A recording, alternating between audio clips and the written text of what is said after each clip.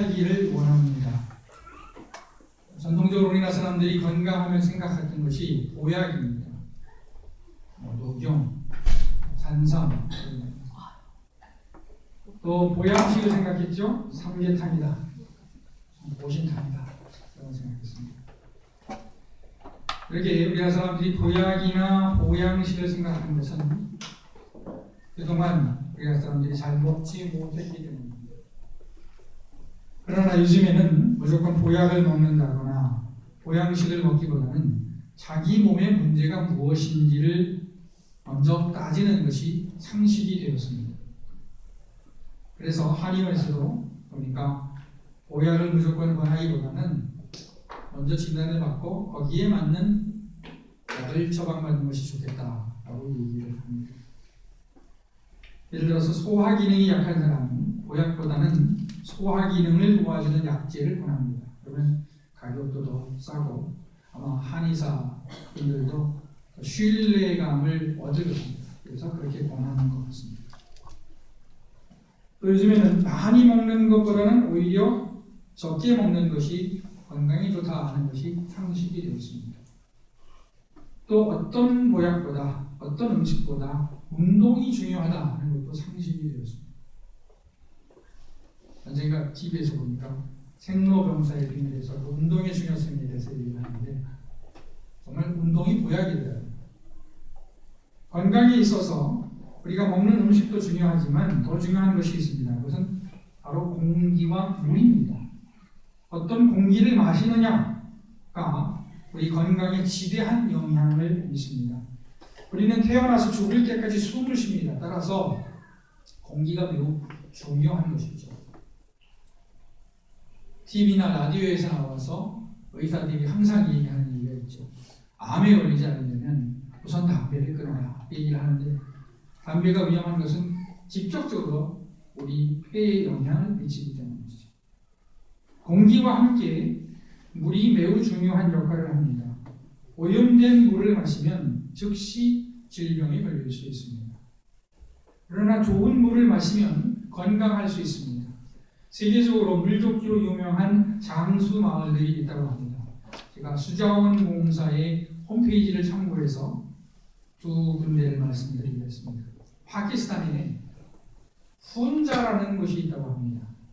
이 훈자는 히말라야 깊은 산속에 있는데 이곳에서는 90세를 넘은 노인들도 밭에 나와서 일을 하고 80대, 90대 노인들도 아기를 낳을 수 있다고 합니다.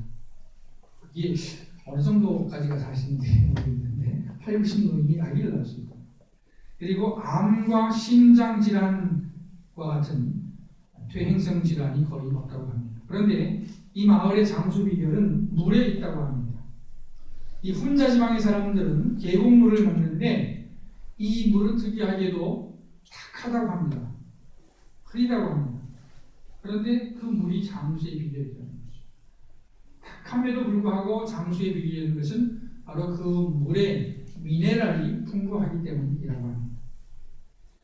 프랑스에는 루르드라고 하는 마을이 있는데 이 마을은 프랑스 남부 피레네 산맥에 있는 마을이라고 합니다. 여기서 나는 물을 기적의 물이라고 부른다고 합니다. 기적의 물로 알려진 이 물을 마시기 위해서 연간 불치병 환자 500만 명이 찾아올 정도로 유명한 곳이라고 합니다. 그리고 이 물의 특징도 미네랄이 있다는 것인데 특별히 게르마늄이 많은 물이라고 합니다. 오늘 읽은 말씀에도 보면 물에 관한 이야기가 나옵니다. 어느 날 예수님께서 유대에 오셨다가 다시 갈릴리로 가시게 되었습니다. 유대는 이스라엘 남쪽이고 갈릴리는 이스라엘 북쪽입니다. 그런데 예수님께서 유대와 갈릴리 사이에 있는 사마리아라는 지방을 지나시게 되었습니다. 사마리아 지방은 이스라엘 역사에 있어서 깊은 상처가 남아있는 지역입니다. 예수님이 오시기 약 1000년 전까지 이스라엘은 한 나라였습니다. 하지만 다윗의 아들 솔로몬이 우상 숭배를 하고 정치를 잘못해서 여로보암이라는 사람이 약 930년쯤에 예수님 모시기 930년쯤에 솔로몬이 죽은 다음에 반란을 일으켜서 나라가 둘로 갈라지게 됩니다. 그 후로 남쪽은 유다라고 불려지고 북쪽은 이스라엘이라고 불려집니다.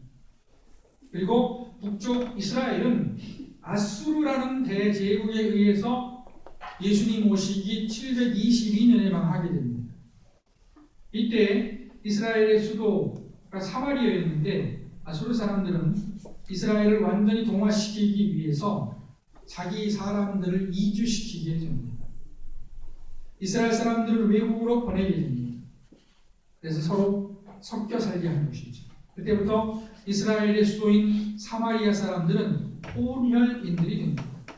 그리고 남쪽 유다 사람들은 사마리아 사람들을 멸시하게 됩니다. 옛날 우리나라가 몽골의 침략을 받아서 여자분들이 끌려갔다가 돌아왔을 때 그 여자분들을 환향녀라고 했죠. 그래서 우리나라 사람들이 어떤 여자분들을 욕할 때 환향녀라고 욕하듯이 그렇게 사마리아 사람들을 천대했습니다. 많은 유대인들은 사마리아 사람들을 배관시했기 때문에 흰눈을 봤다는 거예요. 힐끗 보면서 배관시했기 때문에 상종도 하지 않으려고 했습니다. 그런데 예수님께서 사마리아를 지나실 때에 일반적 상식을 뛰어넘는 행동을 하셨습니다. 때는 한낮이었습니다. 오늘 읽은 우리 말씀을 보니까 6시라고 했는데 여기서 6시는 정오를 얘기합니다. 3, 6, 9 정오를 얘기합니다. 예수님께서 목이 마르셨습니다. 마침 우물이 있었습니다. 그것은 야곱이 판 우물이었는데요. 예수님이 피곤하셔서 우물가에 걸터 앉으셨습니다. 그리고 마침 한 여자가 물을 기르러 왔습니다. 예수님께서 여자에게 물을 좀 길어서 자기에게 달라고 말씀하셨습니다. 일반적으로 봤을 때 목이 말라서 물을 좀 달라고 하는 것은 하나도 이상한 일이 아닙니다. 그러나 이미 말씀드린 대로 유대인들은 사마리아 사람들을 상종하지 않았습니다. 특히나 남자들은 남의 여자에게 말을 걸지 않는 것이 일반적이었습니다. 그런데 예수님이 이 여자에게 물을 달라고 한 것입니다. 이를 이상하게 여긴 사마리아 여자는 예수님께 물었습니다. 당신은 유대인으로서 어찌하여 사마리아 여자인 나에게 물을 달라고 합니까?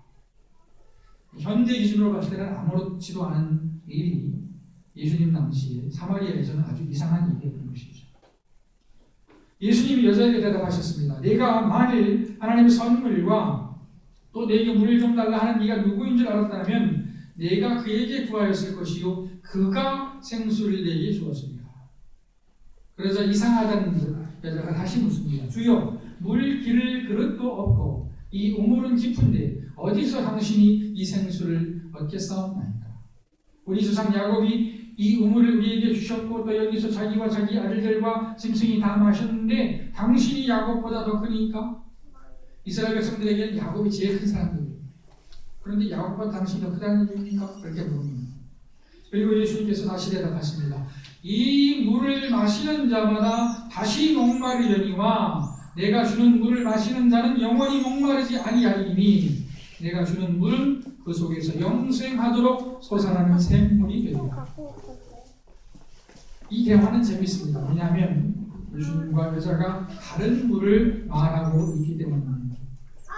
물론 처음에는 예수님과 여자가 같은 물에 대해서 말하고 있었습니다. 예수님은 마시는 물을 달라고 했고 여자도 마시는 물로 알아들었습니다. 그런데 예수님께서 대화 중에 물의 종류를 살짝 바꾸셨습니다. 예수님께서 내가 만약 하나님의 선물과 또 내게 물을 좀 달라 하는 이가 누구인 줄 알았더라면 까지의 물은 그냥 마시는 물입니다. 그 이후의 물은 영적인 물입니다.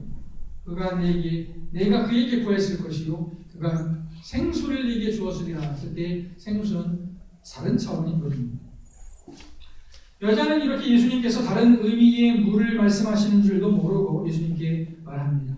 주여 그런 물을 내게 주사 목마르지도 않고 또 여기 물 기르러 오지도 않게 해주십시오. 그런데 이 대답에 여자의 영적 갈급함이 숨어 있습니다. 이 대화를 보면 그 다음 대화를 보면 이 말에 영적 갈급함이 숨어 있다는 것을 알 수가 있습니다. 예수님은 뜬금없이 그 이후의 대화가 이어진 겁니다. 여자에게 남편을 불러오라 이렇게 말씀합니다. 그러자 여자가 자기는 남편이 없다고 말하죠. 그래서 예수님 맞다고 말씀하시면서 너에게 남자 5이 있었고 지금도 너에게 남자가 있지만 내 남편이 아니라고 말씀하십니다. 그러니까 이 여자가 예수님께 그런 물이 있으면 나에게 줘서 물을 기르러 오지 않게 해달라고 했을 때 이 여자는 단지 물을 기르는 일이 힘들어서 그런 것이 아니라 우물에 오는 것이 그녀에게는 하나의 심리적 고통을 주었기 때문이라는 사실을 알 수가 있습니다. 여자는 대낮에 물을 기르러 왔습니다. 그러나 다른 사람들은 해가 떨어질 즈음에 물을 길었습니다. 혹은 아침에 길었습니다. 대낮에는 더웠기 때문이죠. 우리가 아는 대로 이스라엘은 우리보다는 더 덥습니다. 겨울철에도 그렇게 춥지는 않습니다. 이 여자가 한낮에 더운데 힘들게 물을 기르러 온 것은 자기를 멸시하는 다른 사람들을 보기 싫었기 때문입니다. 그들의 시선이 부담스러웠기 때문입니다. 예수님과 우물가의 한 여인과의 대화는 우리에게 심각한 도전을 주는 대화입니다. 사람들은 살기 위해서 행복하기 위해서 무슨 애를 씁니다. 살기 위해서 열심히 일하기도 하지만은 행복을 위해서 쾌락을 추구하기도 합니다. 요즘에 먹방이라는 것이 유행이에요. 여러분 먹방이 뭔지 아세요? 네. 저보다는 더 아시겠죠? 저는 먹방이라고 해서 먹성을 얘기하나 했어요. 먹성이 좋은 걸 얘기하나? 먹방 좋아한다고 해서 먹성 좋은 걸 얘기하나? 그게 아니고 먹는 것을 보여주는 방송을 얘기를 합니다. 제가 먹방을 좀 봐봤는데 어떤 사람이 유튜브에 보니까 음식을 딱 차려놓더라고요. 중국 음식 시킨 것 같아요. 2개 딱 차려놓고 먹으면서 얘기하는 거예요. 이 음식 맛이 어떻고 어떻고 하면서 얘기하는 겁니다. 어떤 남자가 얘기하더라고요. 그런데 그 사람이 그 사람 뭐 하는 거냐? 돈 벌고 있는 거예요. 네. 그 방송을 많은 사람들이 보면 그 방송을 하는 그 먹는 사람에게 그 방송국에서 돈을 주는 거예요. 그런 방송이 있습니다. 유튜브를 통해서 가능한 일이 있는데 아프리카 방송이라는 것도 있고 그렇습니다. 그런데 이런 먹방이 통할 수 있는 것은 먹는 것이 모든 사람이 공감을 살 수 있는 요소이고 또 본능에 관한 것이기 때문입니다. 우리는 맛있는 음식을 먹으면서 만족감을 얻습니다. 또 우리는 국내의 명소를 다니면서 즐거움을 찾고 또 이성유제를 통해서 즐거움을 찾기도 합니다. 그리고 물론 이런 것들도 하나님께서 허락하신 즐거움 안에 있을 수 있습니다. 그런데 성경은 우리에게 먹는 거나 이성유제나 기타 즐거움보다 하나님과의 관계가 좋아야 한다고 말합니다. 예수님께서 뭐라고 말씀하셨습니까? 이 물을 마시는 자마다 다시 목마르겠지만은 내가 주는 물을 마시는 자는 영원히 목마르지 않을 것이다 라고 말씀하셨습니다. 여기서 예수님은 여자의 실상을 아시고 여자가 이 남자 저 남자 만나면서도 만족하지 못하는 것을 우회적으로 비판하시면서 도전을 하신 것입니다. 영적 도전을 하신 것입니다. 이사야 55장 말씀에 보면 이 말씀과 같은 취지의 말씀이 나옵니다. 너희 목마른 자들아 물러나오라. 돈 없는 자도 오라. 너희는 와서 사 먹되 돈 없이 값없이 와서 포도주가 젖을 사라. 너희가 어찌하여 양식 아닌 것을 위하여 은을 달아주며 내버리지 못할 것을 위하여 수고하느냐. 나를 성종하라. 그리하면 너희가 좋은 것을 먹을 것입니다. 너희 마음이 기름진 것으로 즐거움을 얻으리라. 제가 어느 날 기도하다가 혼자 기도하다가 눈물이 났습니다. 저의 모습이 참 뭐랄까요, 안타까운 모습이었습니다. 하나님 말씀대로 살지 못하면서 어떻게 보면 세상 사람들과 비슷하게 세상적 가치에 의해서 좌우되는 내 모습이 아닌가 생각하면서 눈물을 흘리면서 하나님 앞에 기도했던 적이 있습니다. 너희가 어찌하여 양식 아닌 것을 위하여 은을 달아주며 배부르지 못할 것을 수고하느냐 했습니다. 이 말씀은 육체의 양식을 위해서만 애쓰는 우리의 모습을 돌아보게 하는 도전의 말씀입니다. 물론 육체의 양식은 절대적으로 필요합니다. 아무리 믿음이 좋은 사람이라도 먹어야 됩니다. 한 끼 굶는다고 죽느냐 그렇게 얘기하지만 한 끼 한 끼가 중요합니다. 이 연세가 되신 분들은 한 끼 한 끼를 잘 챙겨서 드셔야 됩니다. 그러나 육신의 양식만 필요한 것이 아니라는 것입니다. 시편 4편 7절 말씀에 주께서 내 마음에 두신 기쁨은 저희의 곡식과 새 포도주의 풍성할 때보다 더하나이다 그랬습니다. 이 시를 쓴 시인은 하나님과의 관계에서 세상이 줄 수 없는 기쁨을 발견한 후에 그렇게 고백한 것입니다. 예수님은 여자에게 목마르지 않는 물을 주신다고 했습니다. 여기서 목마르지 않는 물이란 바로 성경이 말하는 생명이고 영생입니다. 창세기에 보면은 아담과 하와는 하나님의 계명을 어기고 에덴 동산에서 쫓겨납니다. 이때부터 인간의 불행이 시작이 됩니다.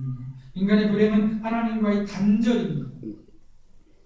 우리 식구들 가정에서 여러분 부부싸움 해보셨죠? 혹은 자녀와의 싸움도 해보시죠? 그죠? 저도 저는 부부싸움 전혀 안 합니다만, 전혀 안 하겠죠? 전혀 안 하고 자식과의 관계도 너무 좋습니다만, 여러분 하실 거예요.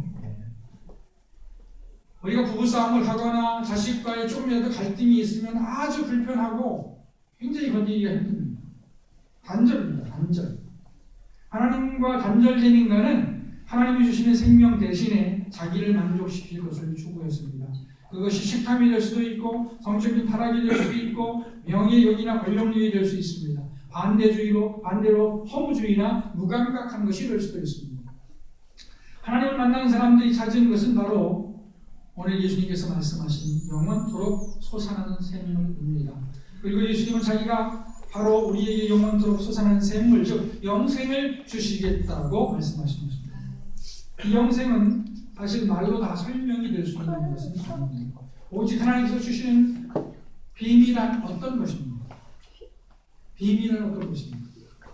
하나님을 만난 사람, 예수 그리스도를 인격적으로 만난 사람만이 소유할 수 있는 어떤 것입니다. 그래도 일반적으로 이 영생을 가장 근접하게 설명할 수 있는 말은 아마도 기쁨, 화평, 소망인 것 같습니다. 그리고 오늘 말씀에서 예수님은 그것을 생수라고 말씀하셨습니다. 물이라고 말씀하셨습니다. 물이 뭐 이렇게 대단한가 생각하는데 여러분 갈증을 느끼실 때 생각해 보십시오. 한 더위에 아주 가물었을 때 물 한 모금 마시는 것은 그 생명을 의미합니다. 영생이 그렇다는 것입니다. 예수님께서 약속하신 생물은 기쁨과 화평과 소망입니다. 우리가 슬픔을 극복할 수 있는 기쁨을 체험하거나 다툼 가운데서도 화평을 체험하거나 절망 가운데서도 소망을 체험한다면 그것이 아마도 예수님께서 말씀하신 영생하도록 솟아나는 샘물이 될 것입니다. 이 영생의 샘물은 오직 예수님과 인격적 만남을 통해서 주어진 것입니다. 다른 말로 하면 성령의 감동을 통해서 이루어진 것입니다. 제가 처음에 주의 함께 부임해서 그러니까 벌써 이제 11년째가 지났고 한 12년째가 가까워졌습니다. 부임해서 우리 교회 교인들을 신방하면서 그런 한결같은 기도 제목이 있었습니다. 그것은 성령 충만함이었습니다. 우리가 좀 성령 충만하게 해주세요. 우리 남편 성령 체험하게 해주세요. 그것이 기도 제목이었습니다. 성령 충만이 바로 영생의 생명이라고 할 수 있을 것입니다. 성령 충만함을 받게 되면 우리가 이 땅에 살지만 이 땅에 얽매이지 않는 삶을 살게 됩니다. 성령 충만하게 되면 고난 중에도 즐거워할 수 있게 됩니다. 성령 충만하면 다른 사람을 미워하거나 시기 질투하지도 않게 됩니다. 성령 충만하면 거룩한 삶을 살 수 있게 됩니다. 오늘 말씀은 예수님이 바로 우리에게 그런 삶을 주는 분이라고 말하는 것입니다. 따라서 우리는 예수님을 인격적으로 만날 수 있기를 사모해야 됩니다. 아멘. 사모하는 것이죠. 남자 총각이 헤어진다면도 아가씨를 보기를, 자매를 보기를 간절히 사모하고 보고 싶고 봐도 떠보고 싶고 봐도 떠보고 싶은 거 그게 사모하는 겁니다. 성령 받기를 사모해야 됩니다. 아멘. 예수님을 만나기를 사모해야 됩니다. 우리가 바라는 것이 많지만은 예수님은 우리에게 가장 소중한 것을 제공해 주실 수 있는 분이기 때문에 예수님 만날 수 있기를 사모해야 되겠습니다. 요한계시록을 통해서 예수님은 우리에게 말씀하십니다. 볼지어다 내가 문 밖에 서서 두드리노니 누구든지 내 음성을 듣고 문을 열면 내가 그에게로 들어가 그로 더불어 먹고 그는 나로 더불어 먹으리라. 우리 모두 마음을 활짝 여시고 예수님을 만나서 예수님이 주시는 영생, 예수님이 주시는 생수, 예수님이 주시는 기쁨, 예수님이 주시는 평안, 예수님이 주시는 소망을 얻으실 수 있으시기를 축원합니다. 아멘. 기도하시겠습니다. 하나님 아버지, 오늘 말씀을 보면 예수님은 우리에게 영원토록 솟아나는 샘물을 주시겠다고 말씀하셨습니다. 이는 곧 성경이 말하는 영생이요 이는 곧 성경이 말하는 구원인 줄로 압니다. 하나님 아버지, 예수님께서 약속하신 그 구원, 예수님께서 약속하신 그 생명, 영생, 소망, 평안, 사랑을 우리에게 허락하여 주시옵소서. 예수님 못 박혀 주시옵소서. 예수 그리스도 이름으로 기도합니다. 아멘. 그래서 10 말씀드리겠습니다.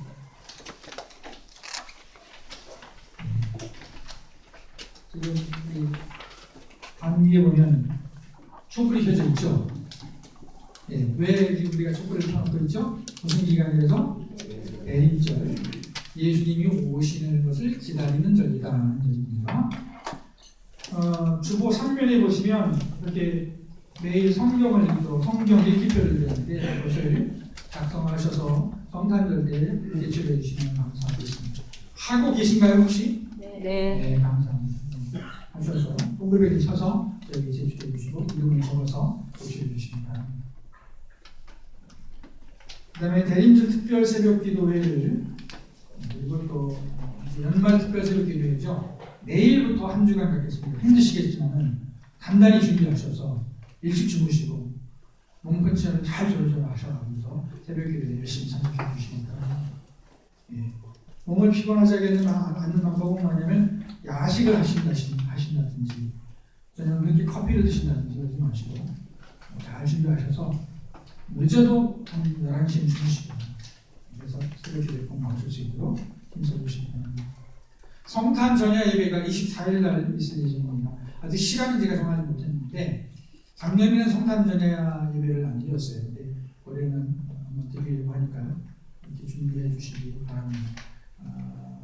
우리 아직 어떻게 해야 될지 안을 저하고 전사님하고 지금 생각하고 있는데 확정하지 못했었는데 저희들이 이제 안을 확정을 해서 농부나 중고농부나 또 개인이나 남성이나 이렇게 뭔가 이렇게 배정을 해드릴 테니까 그걸 잘 따라주시면 감사하겠습니다. 그리고 오늘 오후 예배는 지하실 난방공사 준비작업을 쉬도록 하겠습니다. 요거를 또 논의하기 위해서 요 예배 후에 이 오전 예배 후에 제지들을 잠깐 남아서 논의를 해주시면 감사하겠습니다. 그리고 오늘 우리 새로운 우리 형제님이 계신 것